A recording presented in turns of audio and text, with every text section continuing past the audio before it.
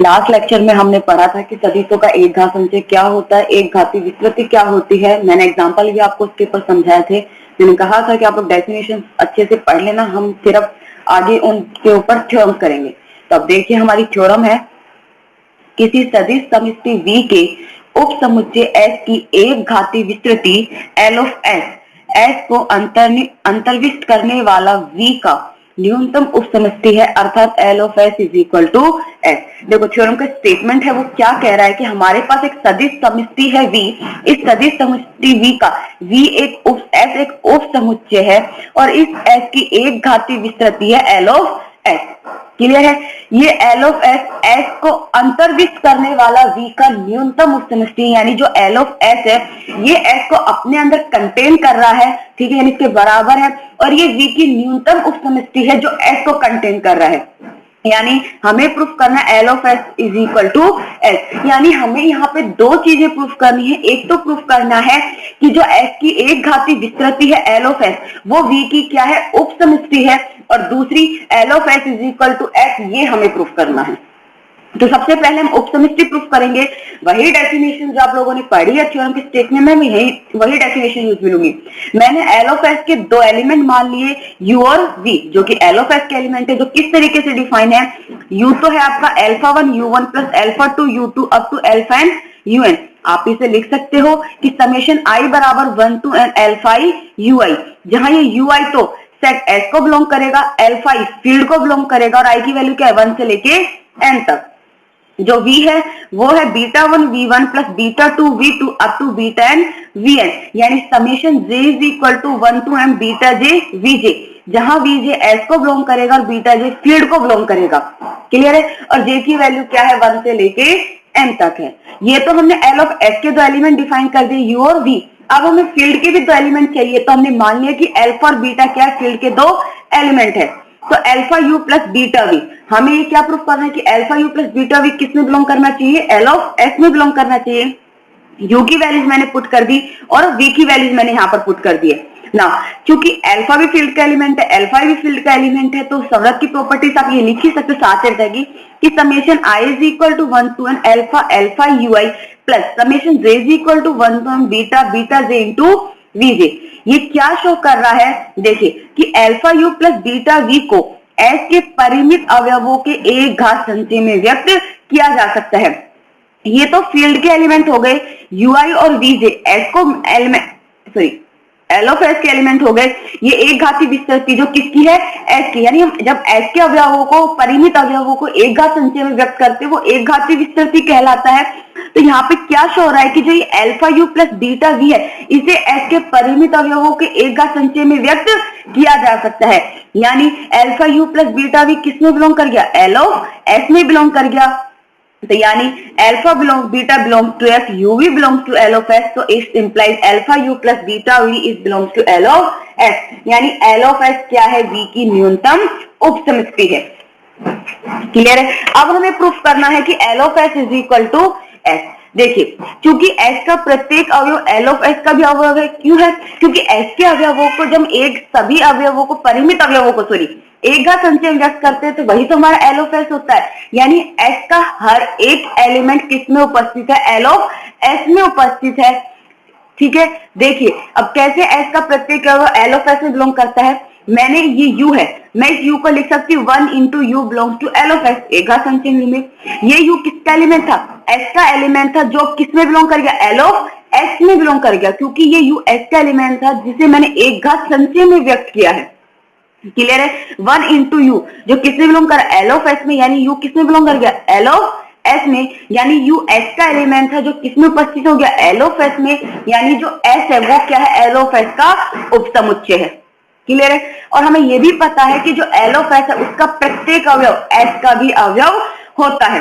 याद रखना, जो एक घाती विस्तृति होती है L ऑफ S, उसका हर एक एलिमेंट सेट S में उपस्थित होता है। ये स्टेटमेंट ट्रू है, यानी L ऑफ S क्या है, सबसेट है S का। समीकरण 1 में S L ऑफ S का उपसमुच्चय, समीकरण 2 में L ऑफ S का उपसमुच्चय, समीकरण 1 और 2 से L ऑफ S किसके बराबर हो गया, S के बराबर हो गया।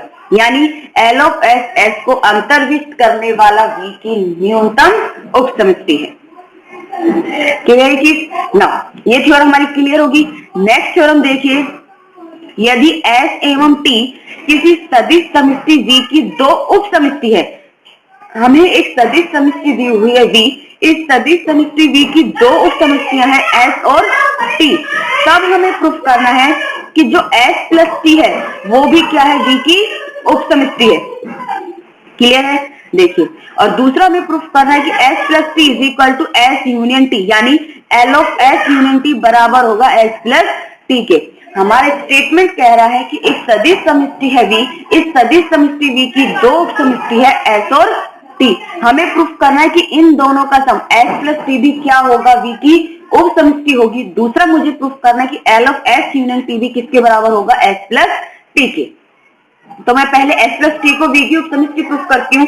देखिए, मैंने दो एलिमेंट S के मान लिए और दो T के मान लिए कि U1 U2 belongs to S और V1 V2 belongs to T। तो U1 प्लस V1 और U2 प्लस V2 ये किस में बिलोंग करेगा, S प्लस T में बिलोंग करेगा। आगे बात सुनिए, U1 और U2 S के एलिमेंट है, V1 और V2 T के एलिमेंट है। तो जब आप इनका सम करोगे, फर्स्ट U1 प्लस V1 किस में बिलोंग करेगा, S प्लस T में, और U2 प्लस V2 किस में बिलोंग कर गया, S प्लस T में। क्योंकि हमें दिया है S और T दोनों V की उप समष्टियां हैं, अगर दोनों V की उप समष्टियां हैं तो उप समष्टि की डेफिनेशन को सेटिस्फाई करती है, यानी alpha beta belongs to F, U1 U2 belongs to S। तो alpha U1 plus beta U2 किस में बिलोंग करेगा, S में बिलोंग करेगा। इसी तरीके से अल्फा बीटा जो कि फील्ड के एलिमेंट है, V1 और V2 T के एलिमेंट है, तो alpha V1 plus beta V2 किस में बिलोंग करेगा, T में बिलोंग करेगा। अब देखिए, alpha U1 plus beta U2 S में बिलोंग कर रहा है और alpha V1 plus beta V2 T में बिलोंग कर रहा है। अगर आप इनका सम कर दोगे तो किस में बिलोंग करेगा, S प्लस T में बिलोंग करेगा। यानी alpha U1 plus beta U2 plus alpha V1 plus beta V2 belongs to S plus T। ये एक साथ लीजिए, अल्फा वाली टर्म और बीटा वाली टर्म एक साथ। Alpha U1 plus alpha V1 plus beta U2 plus beta V2 belongs to S plus T। यानी alpha into U1 plus V1 plus beta into U2 plus V2 किस में belong कर गया, S plus T में belong कर गया। तो यानी alpha beta belongs to F, U1 plus V1 U2 plus V2 belongs to S plus T। तो alpha into U1 plus V1 plus beta into U2 plus V2 is belongs to S plus T। Definition satisfy होगी, वही वाली alpha dot W1 plus beta dot W2 is belongs to W। ये clear है? तो यानी S plus T क्या है, V की उप समष्टि है। क्लियर है? नाउ सेकंड हमें जो प्रूफ करना है उसके लिए देखिए, क्योंकि S और T दोनों क्या है, V की उप समष्टि है। S और T V की हमें उप समष्टि दी हुई है, यानी योग संक्रिया का जो तत्समक अवयव है शून्य सदिश वो इन दोनों में विद्यमान होगा। नाउ अब देखिए, U अगर S का एलिमेंट है, ठीक है, और 0 T का एलिमेंट है, तो हम U को लिख सकते हैं U प्लस 0, जो किस में बिलोंग करेगा, S प्लस T में बिलोंग करेगा। U plus 0 S plus T में बिलोंग कर रहा है और ये किसके बराबर है, U के बराबर है। यानी U किस में बिलोंग कर गया, S प्लस T में बिलोंग कर गया है। U S का एलिमेंट था जो कि S प्लस T में उपस्थित है। इसका मतलब है कि S का हर एक एलिमेंट क्या है, S प्लस T में उपस्थित है, यानी S is subset of S plus T।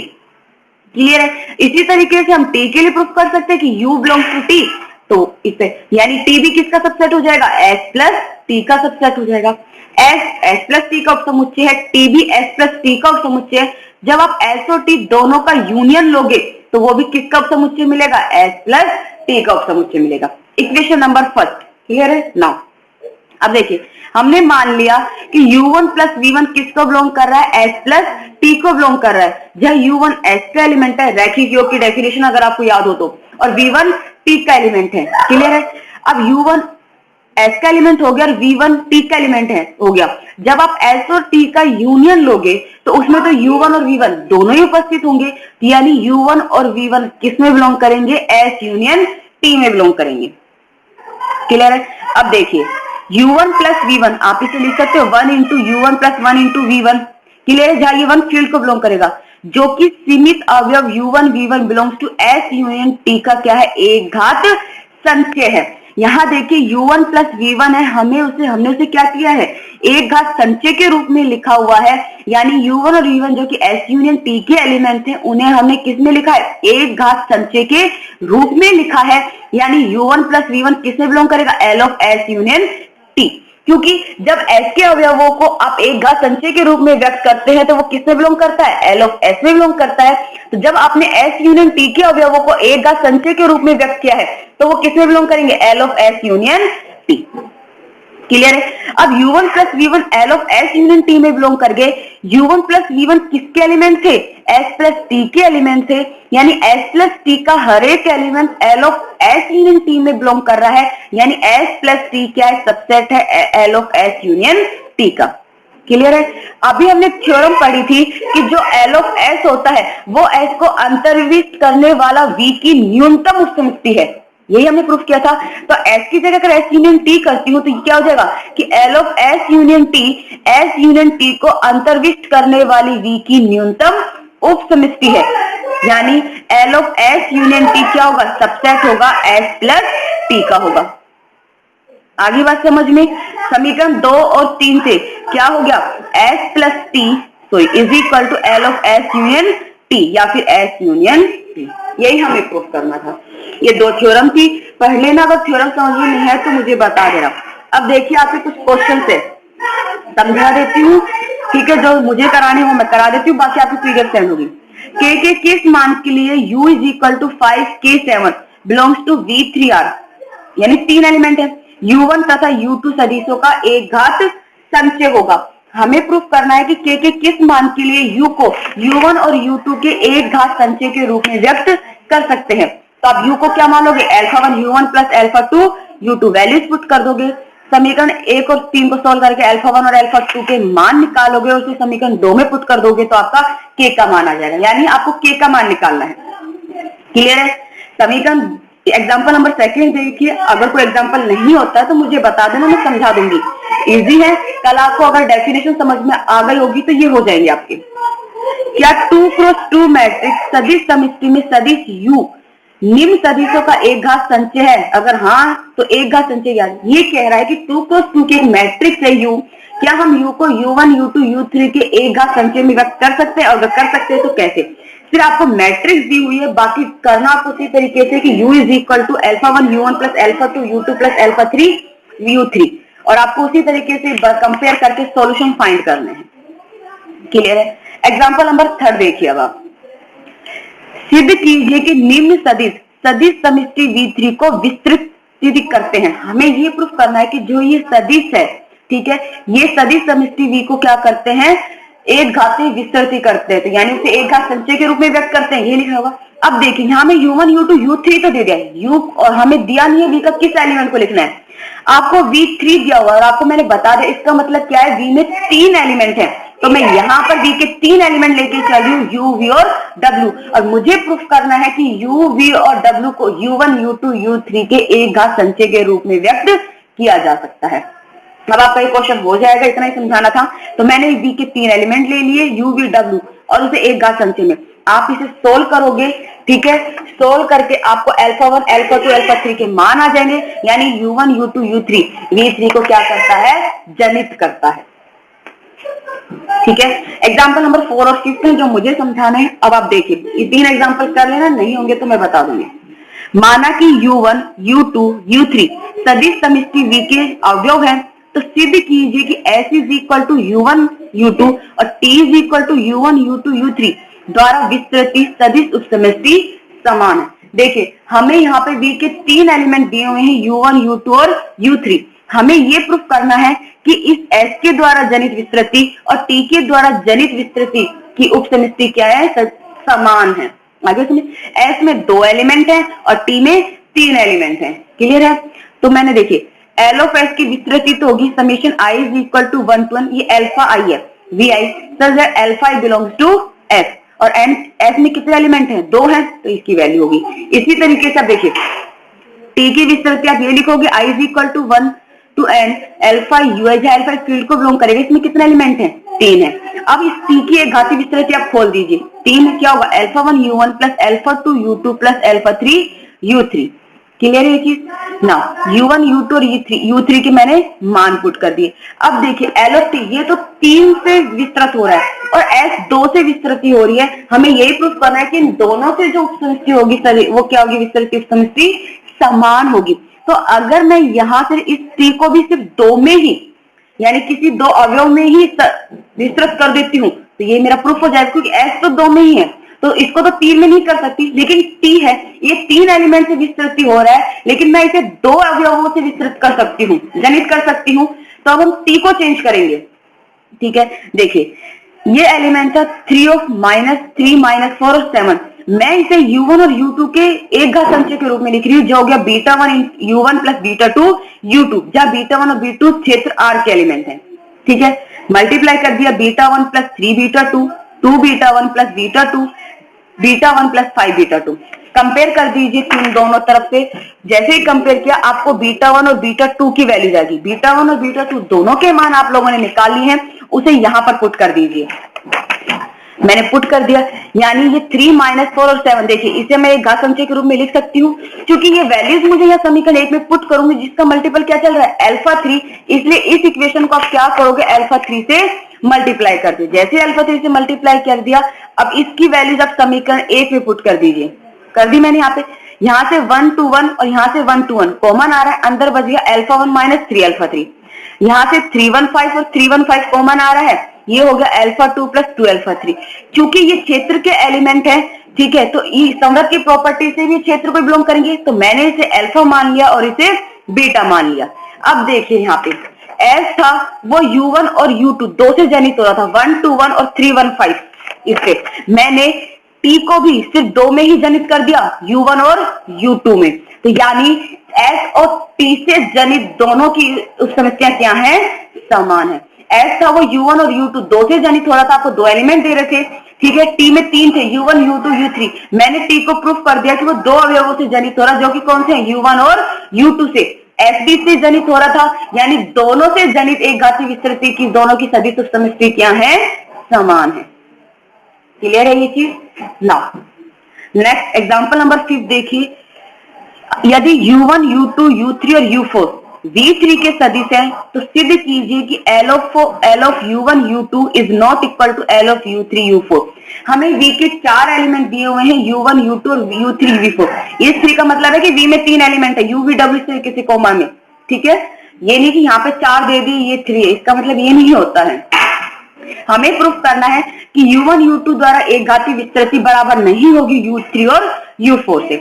तो देखिए अगर संभव है तो मैंने मान लिया कि ये क्या है, बराबर है। अगर ये बराबर है यानी u1 और u2 की एक घातीय विस्तृति u3 और u4 के बराबर है, तो यानी इसे u1 u2 के घात संचय में व्यक्त कर सकती हूँ और इसे u3 और u4 के लिए। तो मैंने चार एलिमेंट मान लिए क्षेत्र के, अल्फा बीटा गामा और डेल्टा। तो ये हो गया alpha u1 plus beta u2 is equal to gamma u3 plus delta u4। u1 का मान पुट कर दिया, u2 का कर दिया, यहाँ u3 का और यहाँ u4 का मल्टीप्लाई कर दिया इधर, और इसको भी मल्टीप्लाई कर दिया। अब इनको दोनों को कंपेयर कर लिए तो ये तीन इक्वेशन बन गई। देखिए समीकरण 1 और 3 दोनों को जो मैंने ऐड किया तो मुझे बीटा का मान मिल गया, ठीक है। ये आप लोग सोल्व कर लोगे, मैं सिर्फ समझा रही हूँ, ठीक है। इस समीकरण 1 में जब बीटा का मान रखोगे तो आपको अल्फा का मान मिल गया, बीटा का मान भी गामा और डेल्टा में है और अल्फा का मान भी गामा और डेल्टा में। अब आप ये अल्फा और बीटा के मान किसमें पुट करोगे, समीकरण 2 में, क्योंकि आपने 1 और 3 से तो सॉल्यूशन फाइंड किए। अगर ये इक्वेशन बराबर हो जाती है तो यानी जो हमने माना है वो सही है, अदरवाइज वो गलत है। तो अल्फा और बीटा के मान जब आपने समीकरण 2 में पुट किए तो जब आप इसे सोल्व करोगे तो ये देखिए बराबर नहीं है, यानी जो हम मानकर चले हैं कि L of u1 ये बराबर है वो क्या है, गलत है। यानी L of u1 u2 is not equal to L of u3 u4। ठीक है, आप लोग एग्जांपल सोल्व कर लेना। अगर कुछ समझ में नहीं आया तो मुझे बता देना, मैं फिर से समझा दूं। 5 एग्जांपल हैं, 2 थ्योरम है, इन्हें अच्छे से पढ़कर कर लेना। कोई भी डाउट हो तो मुझे कमेंट में बता देना, मैं आपको समझा दूंगी।